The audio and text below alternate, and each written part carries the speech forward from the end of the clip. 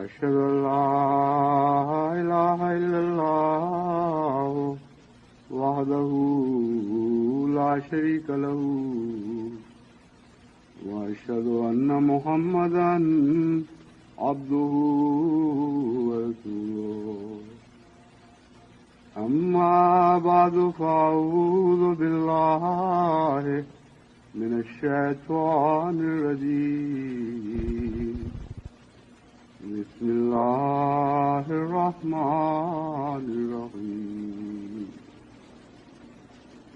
الحمد لله رب العالمين الرحمن الرحيم مالك يوم الدين إياك نعبد وإياك نستعين اهدنا الصراط المستقيم صراط الذين أنعمت عليهم غير المغضوب عليهم ولا الضالين.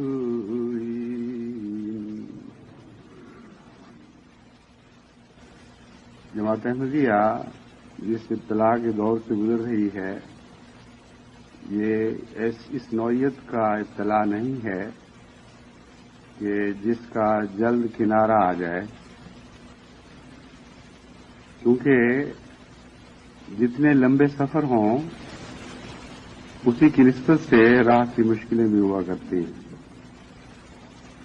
ترقی کے جس دور میں جماعت احمدیہ داخل ہو رہی ہے اور اگلی صدی کی شاہراہ جن بلند تر اور عظیم تر منازل کی طرف جماعت احمدیہ کو بلا رہی ہے،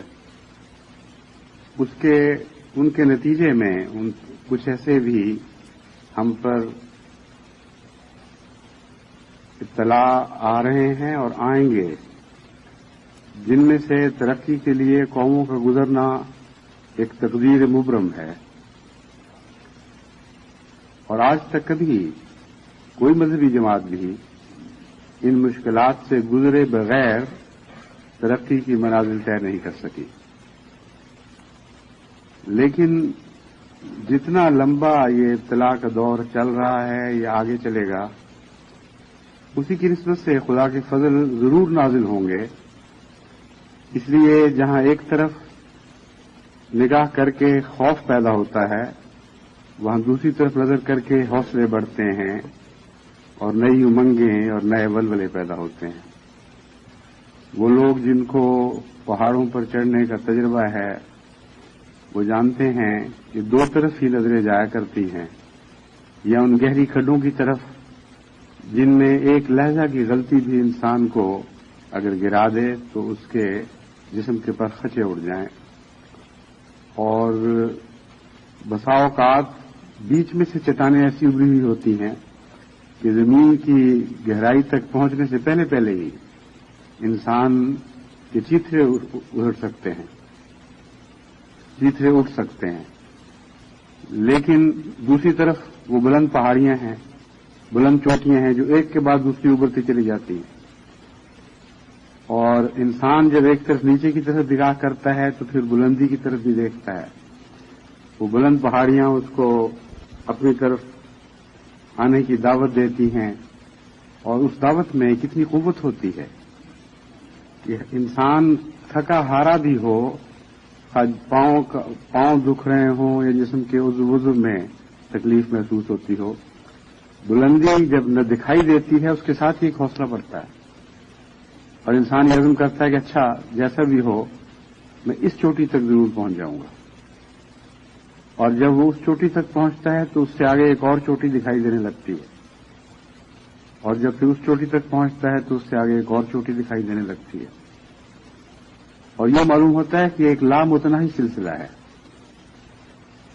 دنیا کی رفتوں میں تو کوئی سلسلہ بھی لامتناہی نہیں ہوا کرتا، لیکن جہاں تک روحانی عظمتوں اور مذہبی رفتوں کا تعلق ہے یقیناً یہ سلسلہ لامتناہی ہے. اس لیے دنیا کی چوٹیاں سر کرنے والے ایک اس بات پر تو ضرور امید لگائے بیٹھے ہوتے ہیں کہ اس چوٹی کے بعد اگر ایک اور بھی آئی اور ایک اور بھی آئی تو آخر اس سلسلے کا کوئی انجام ہوگا، اور اس کے بعد اس بلندی پر بیٹھ کر ہم کہہ سکتے ہیں کہ جو بھی بلندیاں سر کی جا سکتی تھیں وہ سب ہم نے سر کر لی. لیکن ایک مذہبی ترقی کرنے والی جماعت یا روحانی ترقی کرنے والا فرد بلندیوں کی طرف سفر تو کرتا رہتا ہے، خدا اسے نئی منازل سر کرنے کی توفیق بھی عطا فرماتا رہتا ہے، لیکن اس کی سوچ میں یہ عنصر کبھی بھی داخل نہیں ہوا کہ یہ آخری چوٹی ہے جو ہم سر کر لیں گے اور اس کے بعد اطمینان سے بیٹھیں گے. اس لیے ساری زندگی جدوجہد ہے. زندگی کی آخری سانس تک مومن کا جہاد جاری رہتا ہے. موت کے بعد کیا ہے یہ ہم نہیں جانتے، لیکن یہ ضرور اندازہ ہو سکتا ہے کہ وہ خدا جس نے یہ سلسلہ ترقیوں کا جاری فرمایا ہے اس نے موت کے بعد بھی کچھ سلسلہ ترقیوں کو ضرور جاری رکھا ہوگا، ورنہ یہ ممکن نہیں کہ اتنا لمبے ترقیات کے دور سے انسان کو گزار کر خدا تعالیٰ کسی ایسے مقام پر کھڑا کر دے جہاں پھر لیٹ رہنا ہے اور کھانا کھانا ہے یا دودھ پینا ہے اور نظارے دیکھنے ہیں اور کوئی بھی کام نہیں کرنا، کوئی عجیب بلندی نہیں. اس لیے میں یہ سمجھتا ہوں اور یقیناً یہی قرآن کریم کی تعلیم ہے کہ مرنے کے بعد بھی رفتوں کی کوئی انتہا نہیں ہوگی، بلکہ درجات انسان کے بڑھتے چلے جائیں گے اور ان درجات کے لیے اسے روحانی رنگ میں کچھ نہ کچھ محنت بھی ضرور کرنی پڑے گی. اس تربیت کے مضمون کے متعلق ہمیں حضرت صلی اللہ علیہ وآلہ وسلم کی ایک حدیث سے علم ہوتا ہے کہ وہ بچے جو بلوغت میں تک پہنچنے سے پہلے جب پہلے سے شریعت ان پر فرض ہوئی فوت ہو جاتے ہیں، حضرت ابراہیم علیہ الصلاۃ والسلام کے سپرد ان کی روحیں کی جاتی ہیں کہ وہ ترقیات جو اس دنیا میں نہیں کر سکے وہ ان کی طرف ان کو تربیت دے کر آگے بڑھائیں اور ان کی نشو و نما کریں. تو اگر نشو و نما کا سلسلہ بچوں میں جاری ہے تو ہرگز بعید نہیں بلکہ زیادہ قرین قیاس ہے کہ بڑوں میں بھی آئندہ ترقی کی راہیں کھلی رہیں گی. بہرحال بعد کی دنیا کے حالات تو بعد کی دنیا میں جانے کے بعد ہی حقیقی طور پر معلوم ہو سکتے ہیں، لیکن قرآن کریم نے جو کھڑکیاں کھولی ہیں اس سے میں یہی اندازہ لگاتا ہوں کہ کوئی آخری ایسی آرام کی منزل نہیں ہے جس کے بعد جدوجہد ختم ہو جاتی ہے. بس اس دنیا میں تو جدوجہد ہماری زندگی کا ایک لازمہ ہے، اور جیسا کہ میں نے بیان کیا مذہبی دنیا میں تو ریٹائرمنٹ کا کوئی تصور نہیں. اگر ریٹائرمنٹ کا کوئی تصور ہوتا تو سب سے زیادہ نبی حقدار تھے کہ ان کو ریٹائر کیا جاتا. اتنی محنت اٹھاتے تھے، اتنے قوم کے لیے انہوں نے دکھ برداشت کیا اور ہمیشہ کرتے رہے، اور اتنا مسلسل ان کے ذہنوں پر اور ان کے اعصاب پر بوجھ رہا کہ دنیاوی مشقتوں سے بڑھ کر یہ ذہنی بوجھ ان کی صحتوں پر زیادہ اثر انداز ہوتا رہا. چنانچہ حضرت صلی اللہ علیہ وآلہ وسلم نے ایک موقع پر فرمایا کہ مجھے تو ہود نے بوڑھا کر دیا. 3 صورتیں اکٹھی ہیں، تینوں کا ذکر ملتا ہے. ایک حدیث میں ہے شیبتنی الہود کہ مجھے تو سورہ ہود نے بوڑھا کر دیا.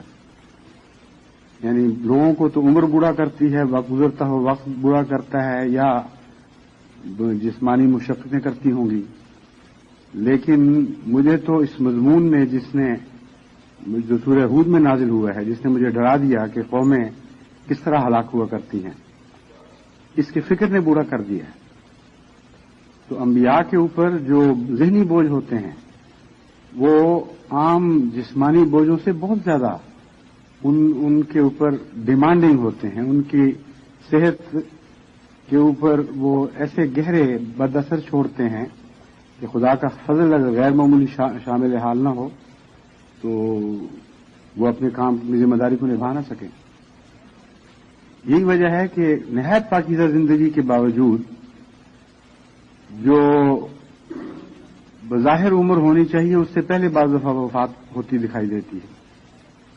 حضرت صلی اللہ علیہ وآلہ وسلم کی نبوت سے پہلے، ذمہ داری سے پہلے کے 40 سال جس طرح پاکیزگی سے گزرے اور اس کے بعد جس طرح پاکیزگی سے ساری زندگی گزری، اس میں بظاہر یہ معلوم ہوتا ہے کہ عمر بہت لمبی ہونی چاہیے. اور پھر غذا میں بھی بہت ہی زیادہ سادگی، اس حد تک کہ کسی قسم کی مضر غذا کا کوئی تصور ہی نہیں ہے. پھر زیادہ کھانے کا تو کوئی سوال ہی نہیں پیدا ہوتا، لیکن کم کھا کر اپنے آپ کو ایک ایسی زندگی کی عادت ڈال لینا انبیاء کا شیوا ہوا کرتا ہے کہ جس کے نتیجے میں ان کے جسم میں کوئی بھی زائد بوجھ نہیں رہتا. ایک چربی کا قطرہ بھی ہم نہیں کہہ سکتے کہ ان کے جسم پر زائد بوجھ ہے. ان حالات میں بعض انبیاء کی عمریں بڑی لمبی بھی گزری ہیں، لیکن جو سب سے عظیم الشان نبی دنیا میں پیدا ہوا ان حضرت اقدس محمد مصطفیٰ صلی اللہ علیہ وسلم، آپ کی عمر ایک پہلو سے 62.5 سال بنتی ہے، اور اگر یعنی سورج کے سالوں سے حساب کیا جائے تو 60 سال بنتی ہے. بڑی وجہ یہ تھی کہ آپ کے اوپر بے انتہا ذہنی بوجھ تھے، اتنے غیر معمولی اعصابی تناؤ تھے کہ عبادت کے ذریعے وہ حل ہوتے رہتے تھے، لیکن اس کے باوجود صحت کے لیے سب سے زیادہ مضر کردار اگر کسی چیز نے ادا کیا ہے تو آپ کی ذمہ داریوں نے ادا کیا ہے. اور اس پہلو سے میں یہ کہہ رہا ہوں کہ اگر کسی کو ریٹائرمنٹ کا حق ہے تو انبیاء کو ریٹائرمنٹ کا حق ہے، لیکن آخری سانس تک، آخری ہوش کے لمحے تک انبیاء اپنے کاموں میں مصروف رہتے ہیں، بلکہ بوجھ ان کے بڑھتے ہوئے دکھائی دیتے. حضرت مسیح موعود علیہ الصلوۃ والسلام کی زندگی پر بھی حالات پر غور کرنے سے یہ معلوم ہوتا ہے.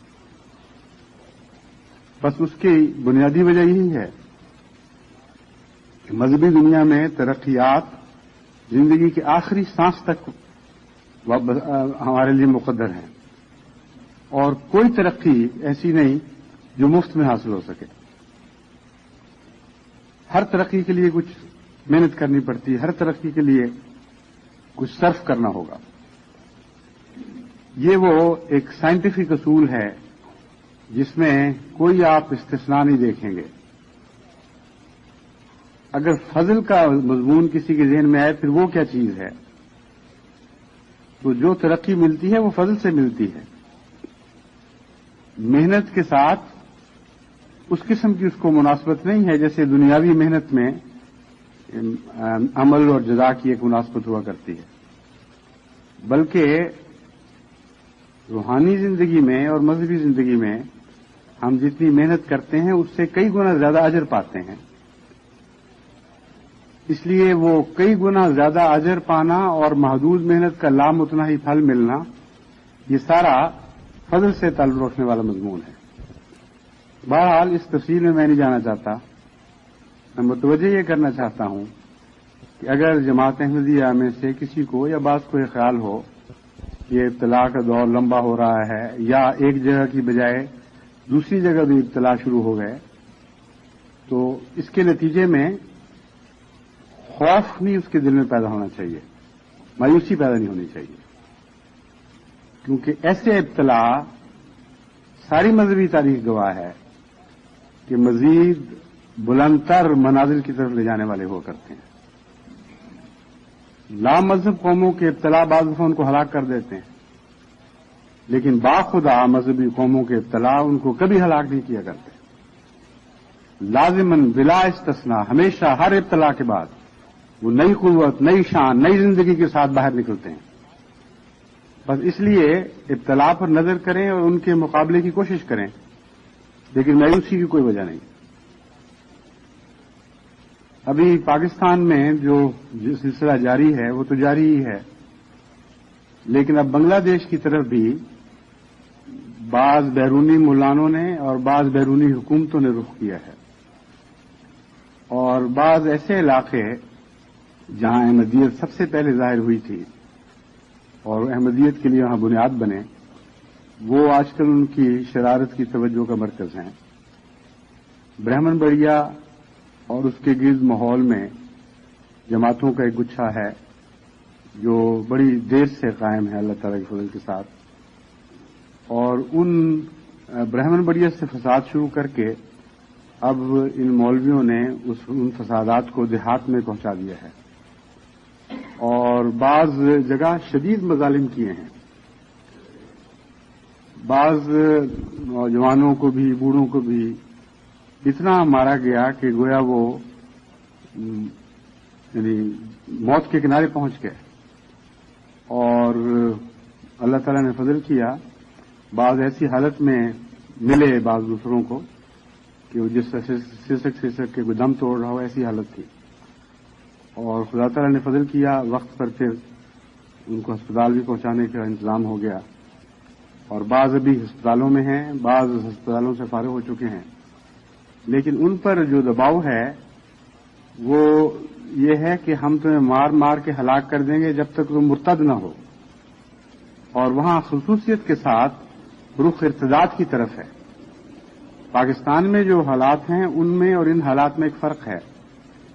پاکستان میں کلمہ پڑھنے سے روکا جا رہا ہے اور کہا جاتا ہے کہ جب تک تم کلمے سے باز نہیں آؤ گے اس وقت تک ہم تمہیں مارتے رہیں گے.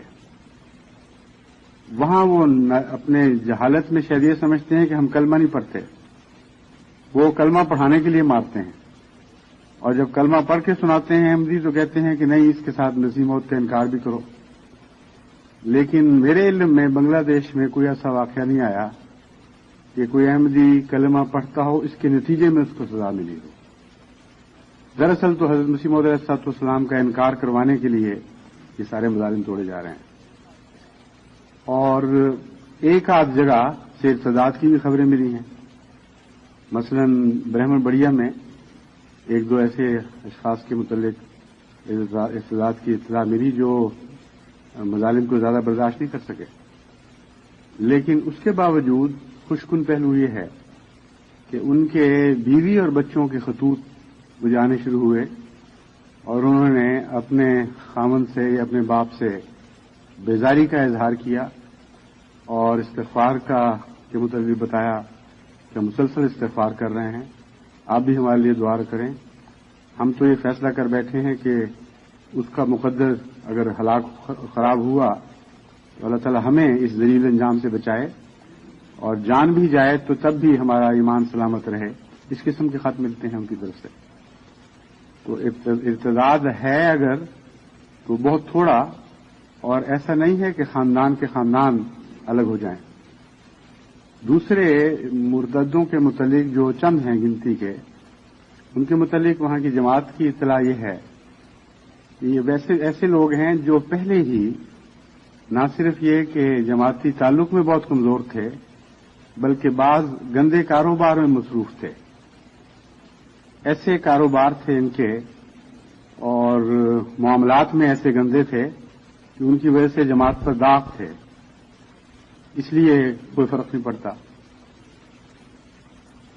ایک لحاظ سے تو فرق نہیں پڑتا، لیکن جب دشمن کے ساتھ مقابلہ ہو رہا ہو، سفارائی ہو اسی مضمون پہ کہ ایمان سلامت رہتا ہے کہ نہیں رہتا، اس وقت کمزور بھی جائے تو داغ ضرور پڑتا ہے اور تکلیف ضرور ہوتی ہے.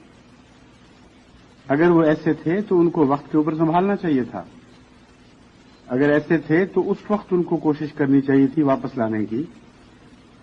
عدم توجہ کے نتیجے میں اگر بیمار عضو بھی کاٹنا پڑے تو اس پر یہ کہہ کر تسلی کا اظہار کرنا کہ بیمار تھا کاٹا گیا، یہ تو بڑی بیوقوفی ہے. بیمار تو تھا لیکن کاٹنے کی نوبت کیوں آئی؟ اور اگر سب کوششیں کر لی گئیں اور اس کے باوجود ایسا ہوا جیسے بعض دفعہ ہوا کرتا ہے، انسان کے بس میں نہیں ہوتا. بعض بدنصیب ہیں جنہوں نے بدنصیب ہی رہنا ہے، تو پھر ہم یہ کہہ سکتے ہیں کہ ہماری طرف سے پوری کوشش ہوئی لیکن یہ بچ نہیں سکا. اس کے باوجود دل میں دکھ ہوتا ہے. ایک احمدی بھی کہیں دنیا میں ضائع ہو، چاہے ہماری غفلت کی وجہ سے یا اپنی بدنصیبی کی وجہ سے، تو اس کا دکھ پہنچتا ہے. اس لیے جو بھی احمدی جہاں ضائع ہوں ان کو واپس لانے کی پوری کوشش کرنی چاہیے، اور یہ کہہ کر معاملے کو ختم نہیں سمجھنا چاہیے کہ گندا تھا نکل گیا. دوسری بات یہ ہے کہ جیسا کہ مجھے یقین ہے ان کی اطلاع درست ہوگی، اگر چند گندے آدمی جماعت سے الگ ہو جائیں تو اس سے مایوسی بہرحال نہیں ہونی چاہیے، کیونکہ خدا تعالیٰ کا وعدہ ہے کہ ہر ارتداد کے بعد اللہ تعالیٰ کثرت سے دوسرے پھل عطا فرمائے گا جو پہلوں سے بہتر ہوں گے. اس لیے خدا تعالیٰ کا جو وعدہ ہے وہ تو جماعت احمدیہ کے حق میں پہلے بھی پورا ہوتا رہا ہے، آئندہ بھی انشاءاللہ ہمیشہ پورا ہوتا رہے گا. اس بارے میں ہمیں کوئی بھی کسی قسم کا شک نہیں ہے، بلکہ شک کرنا بھی اپنے نفس کو ہلاک کرنے کے مترادف ہے. خدا تعالیٰ کی رحمت کا، خدا کی تائید کا ہاتھ جماعت کے ساتھ اتنا واضح ہے، اتنا کھلا ہے، اس طرح بار بار ظاہر ہوتا ہے کہ اس کے بعد بہت ہی کوئی بدنصیب انسان ہوگا جو خدا تعالیٰ کے وعدوں پر شک کرے. اس لیے ہمیں تو کوئی شک نہیں اس بات میں کہ لازماً پہلے سے بہت بڑھ کر جماعت احمدیہ کو انفرادی قوت بھی نصیب ہوگی اور روحانی قوت بھی نصیب ہوگی، اور اخلاقی لحاظ سے بھی جماعت پہلے سے بہت زیادہ ترقی کرے گی. لیکن صرف یہی کافی نہیں ہے، یہ امید بھی صرف کافی نہیں ہے. اس امید کے ساتھ ہمیں اپنی کوششوں کو پہلے سے زیادہ تیز کرنا چاہیے. ہر ٹھوکر کے بعد اپنی رفتار کو بڑھانے کی کوشش کرنی چاہیے. ہر تکلیف کے بعد یہ سوچنا چاہیے کہ آئندہ اس ایسی تکلیف کی راہ کیسے بند کی جائے، اس کے ازالے کی کوشش کرنی چاہیے. اس لیے جہاں جہاں بھی جماعت میں کہیں احتجاج ہوا ہے یا کمزوریاں دکھائی گئی ہیں، وہاں کی انتظامیہ کو اور بحیثیت ملک، سارے ملک کی انتظامیہ کو آئندہ کے لیے جماعتی حفاظت کے لیے بہتر سامان پیدا کرنے چاہیے. اور سب سے بہتر روحانی حفاظت کا سامان نیکیوں کی عادت ڈالنے سے ہوتا ہے، نصیحت سے نہیں ہوا کرتا اتنا. یعنی اگر یہ نصیحت کی جائے کہ تم لوگ مرتد نہ ہو، کمزوری نہ دکھاؤ، کچھ اثر تو ضرور ہوتا ہوگا، لیکن سب سے زیادہ انسان کی ابتلاء میں حفاظت کرنے والی چیز اس کی وہ نیکیاں ہیں جو پہلے سے جاری ہوں، اور ان نیکیوں کو نئی جلا ملتی ہے ابتلاء میں. اور اگر اندر سے کوئی کھایا ہوا وجود ہے تو وہ اس کا کھوکھلا پن ظاہر ہو جایا کرتا ہے. اس لیے ہمیں اس جہت سے جماعتوں کو پروگرام بنانا چاہیے کہ جہاں جہاں بھی ابتلاء کے بادل ہیں وہاں خصوصیت کے ساتھ جماعت کی روحانی اور اخلاقی ترقی کی طرف توجہ دینی چاہیے. اگر نمازوں میں کمزوری ہے تو ان کو نمازوں میں قائم کیا جائے. اگر مالی قربانی میں کمزوری ہے تو مالی قربانی میں ان کا قدم آگے بڑھایا جائے. اگر نظریاتی لحاظ سے علم کی کمی کی وجہ سے کمزوری ہے تو پھر علم کی کمی پوری کرنی چاہیے. تو بہرحال جہاں بھی دشمن حملہ کرے اس کی جوابی کارروائی کے لیے ٹھنڈے مزاج کے ساتھ، پوری تفصیل کے ساتھ، غور کے بعد ایک جوابی کارروائی طے ہونی چاہیے. جہاں تک عمومی طور پر ساری دنیا کے جماعت کا رد عمل کا تعلق ہے، اس میں سب سے پہلے میں آپ کو دعا کی طرف متوجہ کرتا ہوں. جہاں تک ان اطلاعوں کے نتیجے میں دنیاوی کوششوں کا تعلق ہے، وہ اللہ تعالیٰ کے فضل سے بلا تاخیر جس وقت کوئی بری اطلاع آتی ہے جوابی کارروائیاں شروع ہو جاتی ہیں، اور ہر امکانی جہت میں شروع ہو جاتی ہیں. جہاں تک انسانی عقل کام کرتی ہے، جہاں تک اللہ تعالیٰ رہنمائی عطا فرماتا ہے، میں آپ کو یہ یقین دلاتا ہوں کہ کوئی بھی ایسا گوشہ نہیں چھوڑا جاتا جہاں انسانی کوشش ہو سکتی ہے اور جماعت نہ کرے. لیکن میرا یہ تجربہ ہے کہ انسانی ساری کوششیں ایسے موقعوں پر بیکار جاتی ہیں. وہ اللہ کے حکم کے نتیجے میں ہم کرتے ہیں، اور اس وجہ سے کرتے ہیں کہ ہم خدا کے قانون سے بالا نہیں ہیں. ہمیں لازماً جو کچھ ہم کر سکتے ہیں ہمیں کرنا ہوگا، لیکن ہمیشہ مسائل دعا سے حل ہوتے ہیں. اور جب یہ ساری کوششیں بالکل بیکار ہو جاتی ہیں، جب ایسی پتھر کی دیوار سامنے نظر آتی ہے کہ آگے کوئی رستہ دکھائی نہ دے، اس وقت ایک ہی گر ہے جو کارآمد ثابت ہوتا ہے اور وہ دعا کا ہے. ایک ہی ہتھیار ہے جو ان روکوں کو توڑ دیتا ہے، پاش پاش کر دیتا ہے، اور وہ دعا کا ہتھیار ہے. اور اس وقت پھر خدا تعالیٰ کی قدرت جس طرح عجیب رنگ میں ظاہر ہوتی ہے، اس سے جو لذت پیدا ہوتی ہے اس کا کوئی عام دنیاوی کوششوں کی کامیابی کے مقابلے سے اس کا کوئی مقابلہ کا اس لذت سے کوئی مقابلہ نہیں جو روحانی ہتھیار یعنی دعا کے ذریعے انسان کو کامیابی سے حاصل ہوتی ہے. چنانچہ جماعت احمدیہ کو سب سے پہلے اور سب سے اہم دعا کی طرف متوجہ کرتا ہوں. یہ ابتلا بڑھ رہے ہیں اور پھیل رہے ہیں، اور اس کے پیچھے بڑی بڑی حکومتوں کی سازشیں ہیں جن کی اطلاعیں جماعت کو مل رہی ہیں، اور جو جماعت مقابل پہ کوشش کر سکتی ہے کر رہی ہے. لیکن یہ مسائل دعا کے بغیر حل نہیں ہوں گے. اللہ تعالیٰ کا غیر معمولی فضل آپ مانگیں گے تو وہ نازل ہوگا. کچھ فضل بن مانگے نازل ہوا کرتے ہیں رحمان کے، لیکن کچھ ایسے ہیں جن کا رحیمیت سے تعلق ہے، اور ابتلا کے دور کا رحیمیت سے گہرا تعلق ہے. اس کی تفصیل میں اس وقت جانے کا وقت نہیں ہے کیونکہ یہ ایک تفصیلی مضمون ہے، لیکن اتنا میں آپ کو یقین دلاتا ہوں کہ ابتلا کے ادوار کا رحیمیت سے گہرا تعلق ہوا کرتا ہے، اور رحیمیت کے لیے آپ کو مانگنا پڑے گا، بن مانگے نہیں ملے گا. اپنے نیک اعمال کے ذریعے مانگنا ہوگا، اپنے زبان کے ذریعے، اپنے دل کے ذریعے، جو کچھ بھی آپ کے بس میں ہے، جس رنگ کی عاجزی کی دعا آپ کر سکتے ہیں ویسی دعا کریں، اور پھر دیکھیں کہ اللہ تعالیٰ کس طرح ان خطرناک راستوں سے بڑی کامیابی کے ساتھ اور اطمینان کے ساتھ آگے گزارتا ہے. دوسری بات جو عمومی طور پر جماعت کر سکتی ہے وہ یہ ہے کہ جہاں جس قسم کی مخالفانہ کوشش ہو اس کے جواب میں ساری جماعت دنیا میں ہر جگہ اپنے معیار کو بڑھا دے اور پہلے سے زیادہ نیکیاں اختیار کرے. اگر مساجد توڑی جا رہی ہیں، مساجد برباد کی جا رہی ہیں تو مساجد بڑھنی چاہیے. اگر غرباء کے گھر برباد کیے جا رہے ہیں تو غرباء کے گھروں کی طرف توجہ کرنی چاہیے. یعنی جس رنگ میں بھی دشمن ظلم کرتا ہے اس کی جوابی براہ راست کارروائی ساری دنیا میں جماعت کر سکتی ہے، اور وہ نیکیوں کے ذریعے، اسی قسم کی نیکیوں کے ذریعے جن کا ابتلا کے ساتھ ایک قدرتی تعلق ہے.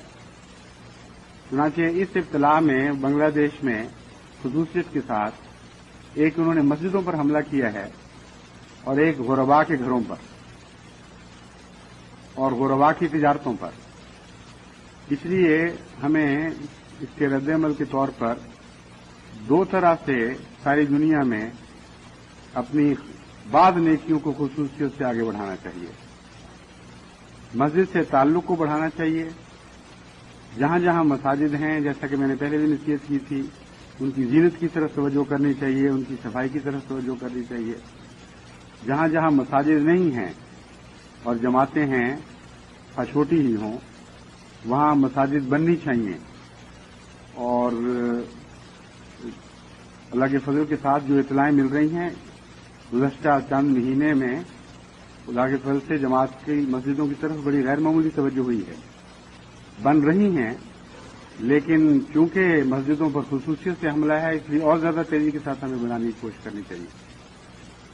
اگر بڑی مسجد نہیں بنا سکتے کوئی جھونپڑی والی مسجد بنا لیں، لیکن مسجدوں کی تعداد میں غیر معمولی اضافہ کرنے کی ضرورت ہے.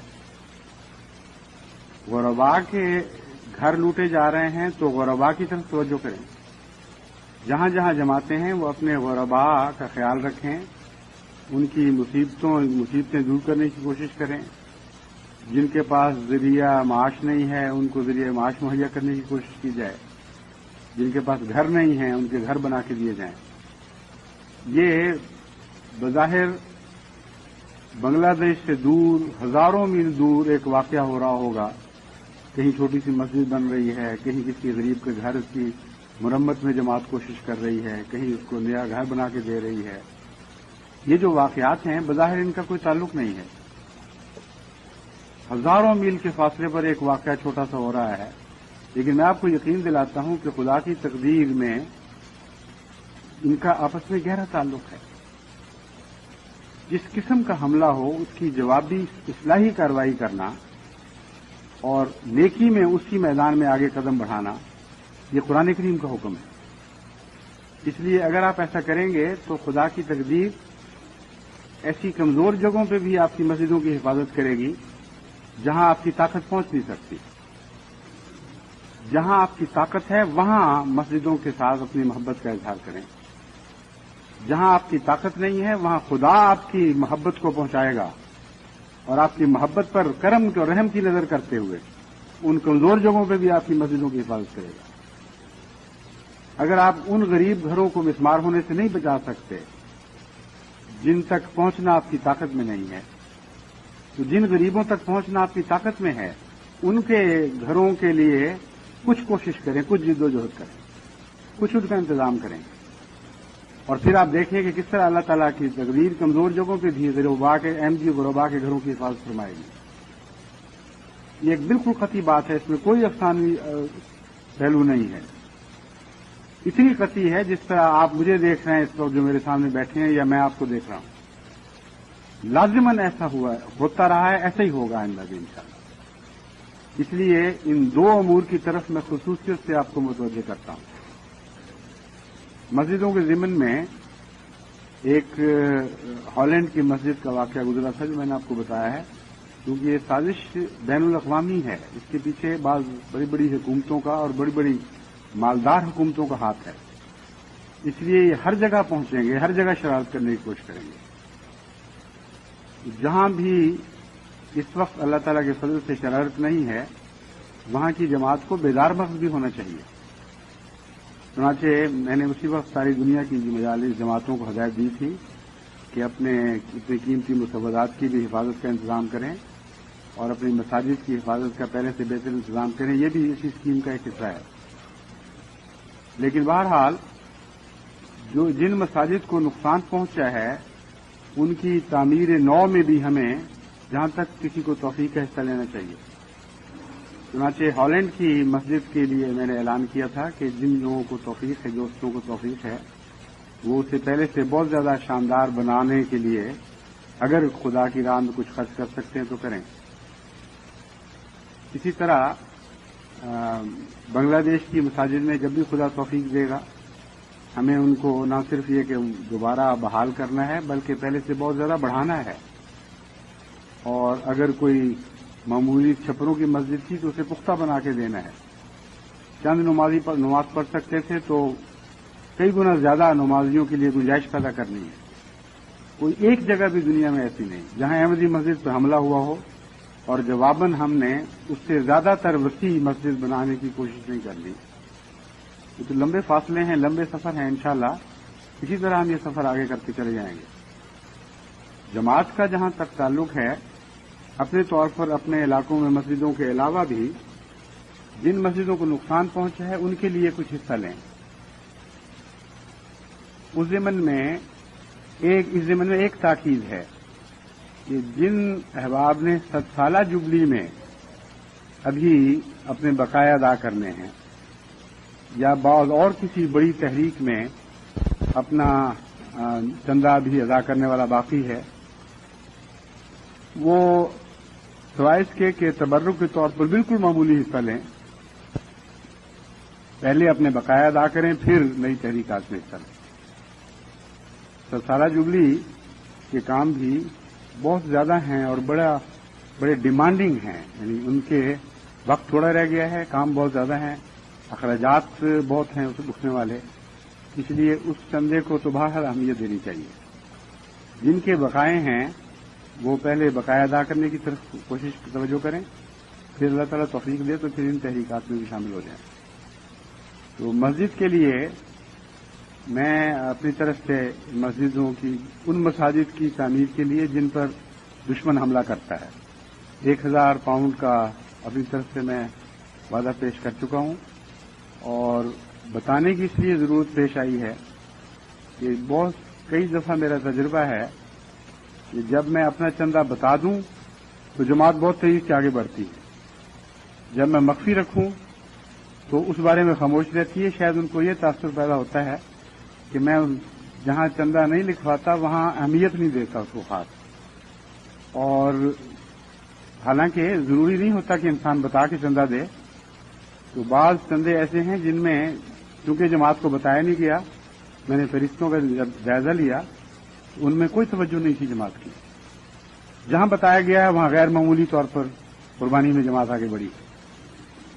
تو یہ ایک ممکن ہے ایک طبی فطری بات ہو، اس لیے میں آپ کو بتا رہا ہوں کہ اسی نسبت سے آپ بھی اپنی توفیق کے مطابق جس حد تک حصہ لے سکتے ہیں لیں، لیکن وہی جو پہلے 7 سالہ جبلی کے چندہ ادا کر چکے ہوں۔ دوسرا بیوت الحمد کا معاملہ ہے۔ بیوت الحمد میں ہماری کوشش ہے کہ 100 مکان غرباء کو یا ایسے دین کی خدمت کرنے والوں کو جن کو توفیق نہیں ہے اپنے مکان بنانے کی، ان کو بنا کر مکمل پیش کریں۔ یہ تحریک 4 سال پہلے پیش کی گئی تھی۔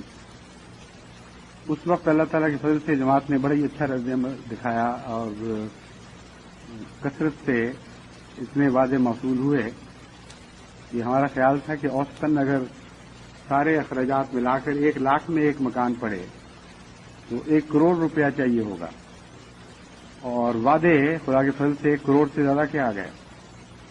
لیکن ایک بات ہماری نظر سے رہ گئی تھی، وہ یہ کہ اس اسکیم کا ایک یہ بھی حصہ تھا کہ وہ غرباء جن کو پورے مکان کی ضرورت نہ ہو لیکن ان کا مکان ناکافی ہو، یا 4 دیواری نہ بنا سکے ہوں، یا غسل خانہ وغیرہ نہ بنا سکے ہوں، یا ایک ہی کمرہ ہے اور خاندان بڑا ہے، ان کی جزئی مدد بھی کی جائے گی۔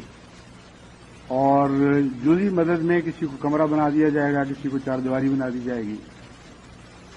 تو یہ مجھے اندازہ نہیں تھا کہ اس حصے پر کتنا زیادہ خرچ ہوگا۔ نتیجہ یہ نکلا کہ اکثر روپیہ کسی حصے پر خرچ ہو چکا ہے، اور 100 نہیں بلکہ کئی 100 مکان ایسے ہیں غرباء کے جن کو کسی کو 4 دیواری بنا دی گئی، کسی کو بورچی خانہ بنا کے دیا گیا، کسی کو زائد کمرہ بنا کے دیا گیا۔ تو اللہ تعالیٰ کے فضل سے اس اسکیم کا جو فیض ذہن میں تھا اس سے زیادہ فیض پہنچ چکا ہے۔ اس وقت جماعت کی تحریک دلانے کی خاطر 2-3 سال کے بعد میں نے اپنا چندہ دگنا کر دیا تھا، 1 لاکھ کی بجائے 2 لاکھ کر دیا تھا، تاکہ 2 مکان اگر میں بنا کے دیتا ہوں جو صاحب توفیق ہیں وہ بھی اس معاملے میں آگے قدم بڑھائیں۔ اب جب جائزہ لیا ہے تو ابھی بھی اور ضرورت ہے، اس لیے میں اپنی طرف سے ایک اور مکان کا خرچ پیش کرتا ہوں، اور جن دوستوں کو توفیق ہے کہ وہ ایک مکان کا خرچ پیش کر سکیں، یا جن جماعتوں کو توفیق ہے کہ وہ ایک مکان کا خرچ پیش کر سکیں، ان کو بھی اجازت ہے، لیکن اس شرط کے ساتھ کہ 7 سالہ جبلی کے بقایا دار نہ ہوں اور بیوت الحمد کی تحریک کے بقایا دار نہ ہوں۔ پہلے پرانے وعدے پورے کریں، پھر خدا توفیق عطا فرمائے تو پھر بے شک آگے بڑھیں۔ ایک تیسری تحریک یہ ہے کہ ہندوستان میں ہم نے شدھی کی جوابی کارروائی شروع کی تھی، اور اس کا بھی موجودہ مخالفانہ کوششوں کے ساتھ ایک گہرا تعلق ہے۔ وہ ہمیں مرتد بنانے کی کوشش کر رہے ہیں۔ اس کا طبی قدرتی جواب یہ ہے کہ جہاں جہاں مسلمان کو مرتد بنانے کی کوشش کی جا رہی ہے وہاں اس ارتداد کو روک دیں اور اپنے بھائیوں کو تقویت دیں اور ان کو اپنے ایمان پہ مستحکم کریں۔ چنانچہ یہ تیسری جوابی عمومی کارروائی ہے جس میں ساری دنیا کی جماعت کو میں شامل ہونے کی دعوت دیتا ہوں۔ کا حصہ تو ہندوستان سے تعلق رکھتا ہے، واقف زندگیوں کا آگے آنا، اور انتظامی کوششیں کرنا، ان سب کا تعلق صرف ہندوستان سے ہے ان باتوں کا، لیکن مالی امداد دینا شدی کی تحریک کو، اس میں تو ساری دنیا کی جماعتیں شامل ہو سکتی ہیں۔ اس لیے اس طرف بھی ہمیں توجہ کرنی چاہیے۔ خلاصہ اس وقت تک کے کام کا یہ ہے کہ اس سے پہلے ہندوستان کی بڑی بڑی مذہبی جماعتیں جو شدی کے میدان میں داخل ہوئی تھیں، اور ان کے پیچھے بعض حکومتوں کے روپے بھی تھے، بعض بڑی بڑی تاجروں کے روپے بھی تھے، ان کی طرف سے کوئی مؤثر کارروائی نہیں ہو سکی۔ لیکن جب سے جماعت احمدیہ اس میدان میں داخل ہوئی ہے، اللہ تعالیٰ کے فضل کے ساتھ غیر معمولی اثر ظاہر ہوا ہے۔ آپ اس سے اندازہ کر سکتے ہیں کہ اس علاقے کے ایک بہت ہی بڑے معزز مسلمان، جو اپنے رسوخ کے لحاظ سے اس سارے علاقے میں سب سے اس وقت بڑے کہے جا سکتے ہیں، ان کا مجھے خط آیا کہ میں فلاں شخص ہوں اور یہ میرے کام ہیں اور اس قسم کا میرا رسوخ ہے، میں احمدی نہیں ہوں، آپ کو علم ہے، لیکن میں شدی کی تحریک کی جوابی کارروائی کے متعلق آپ کو مطلع کرنا چاہتا ہوں، چونکہ میرا علاقہ ہے، مجھے اس سے ذاتی طور پر متعلق ہوں، اس لیے میں بڑی فکر سے یہ دیکھتا رہا کہ بعض علماء نے، بعض جماعتوں نے جوابی کارروائی کی کوشش کی، لیکن کوئی اس کا اثر نہیں تھا۔ کچھ نہ کچھ، یعنی کوئی اثر تو نہیں کہا انہوں نے، کہ بہت معمولی اثر ظاہر ہوا، اور بہت سے آتے تھے اور تھک کر چلے جاتے تھے۔ پھر جب آپ نے تحریک کی تو اس وقت قادیان حرکت میں آیا اور ہندوستان کی احمدی جماعتوں نے اپنے نمائندے بھیجنے شروع کیے، اور جب وہ آئے تو اس وقت نمایاں طور پر نیک اثر ظاہر ہونے شروع ہوئے، اور ایک بڑے علاقے میں جہاں انہوں نے کام شروع کیا ہے، وہاں ہم یقین سے کہہ سکتے ہیں کہ انہوں نے شدی کی تحریک کو آگے بڑھنے سے روک دیا ہے، اور مسلمانوں میں اب نیا حوصلہ پیدا ہونا شروع ہوا ہے۔ وہ لکھتے ہیں کہ مجھے یہ دیکھ کر اتنا شوق پیدا ہوا کہ یہ کیسی جماعت ہے، میں ذرا دیکھوں تو صحیح، کہ میں نے فیصلہ کیا کہ میں قادیان ضرور جاؤں گا۔ چنانچہ میں قادیان گیا، اور جو کچھ ان لوگوں کی زبانی میں سنتا تھا جو یہاں کام کرنے آتے تھے، اس سے بہت زیادہ بہتر پایا قادیان کو۔ ایک ایسا ماحول تھا کہ جس کو بیان نہیں کیا جا سکتا، اور میں بہت ہی مطمئن اور خوش ہو کر یہاں آیا ہوں، اور میری امید اب اس میدان میں صرف جماعت احمدیہ پر ہے۔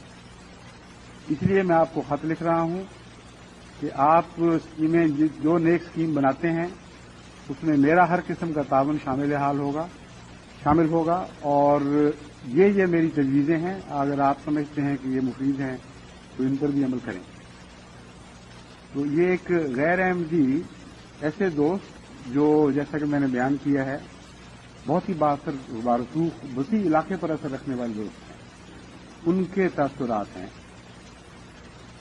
تو اللہ تعالیٰ کے فضل سے کام تو ہو رہا ہے، لیکن جو اس کام میں نئے مطالبات سامنے آ رہے ہیں، نئے میدان سامنے آ رہے ہیں، ان کے نتیجے میں سمجھتا ہوں کہ ہمیں بیرونی طور پر اس کام کو آگے بڑھانے کے لیے مالی مدد ضرور دینی پڑے گی، کیونکہ موجودہ طور پر ہندوستان کی جماعتیں اتنی استطاعت نہیں رکھتی۔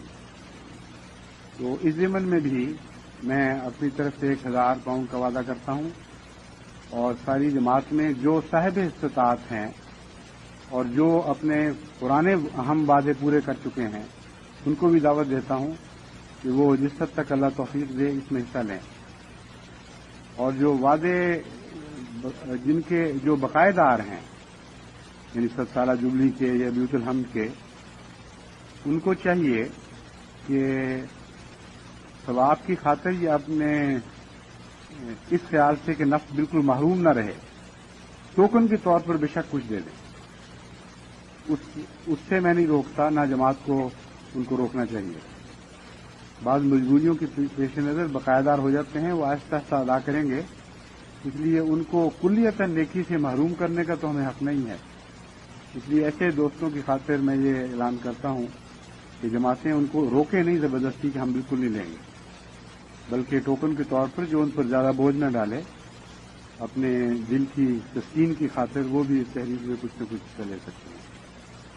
تو یہ وہ جوابی کارروائی ہے جو بنگلہ دیش کی اطلاعات کے نتیجے میں میں بطور پروگرام کے جماعت کو دیتا ہوں۔ وہ دکھ پہنچانے میں آگے بڑھتے رہیں، ہم بنی نوع انسان کو آرام پہنچانے میں آگے بڑھتے رہیں، وہ مسجدیں گرانے میں بدبختی میں آگے بڑھتے رہیں، ہم مسجدیں تعمیر کرنے اور مسجدوں کو پہلے سے بڑھ کر صاف ستھرا کرنے اور سجانے میں آگے بڑھتے رہیں گے، وہ مسلمانوں کو مرتد کرنے کی کوشش میں آگے بڑھتے رہیں، ان کا یہی نصیب ہے۔ ہم مسلمانوں کو ارتداد سے بچانے کے لیے آگے بڑھتے رہیں گے انشاءاللہ تعالی، اور ان سارے کاموں میں کوششوں سے بہت بڑھ کر دعاؤں نے ہماری مدد کرنی ہے، اس لیے دعاؤں کو ہرگز نہ بھولیں۔ الحمدللہ نحمدہ ونستعینہ ونستغفرہ ونؤمن بہ ونتوکل علیہ ونعوذ باللہ من شرور انفسنا ومن سیئات اعمالنا من يهده الله فلا مضل له ومن يضلل فلا هادي له ونشهد أن لا إله إلا الله وحده لا شريك له ونشهد أن محمدا عبده ورسوله۔ ابھی جمعہ کے بعد جیسا کہ پہلے بھی اعلان کیا جا چکا ہے، نماز جنازہ غائب ہوگی۔ کیونکہ فہرست چونکہ لمبی تھی، اس لیے میں نے کہا تھا کہ وہ پہلے ہی فہرست پر سنا دی جائے، بجائے اس کے کہ ہر جمعہ نماز جنازہ غائب ادا کی جائے۔ جن لوگوں کی خواہش ہوتی ہے، اب میرا خیال ہے 2-3 جمعوں کے بعد اکٹھا ان کی فہرست اکٹھی سنا دی جائے کرے اور سب کو اکٹھا اس میں شامل کر لیا جائے کرے۔ تو فہرست سنا دی گئی تو انشاءاللہ نماز جمعہ کے مان بعد نماز جنازہ غائب ہوگی۔ عباد اللہ رحمکم اللہ، ان اللہ یامر بالعدل والاحسان وإيتاء ذي القربى وينهى عن الفحشاء والمنكر والبغي يعظكم لعلكم تذكرون۔ اذكروا الله يذكركم وادعوه يستجب لكم ولذكر الله أكبر۔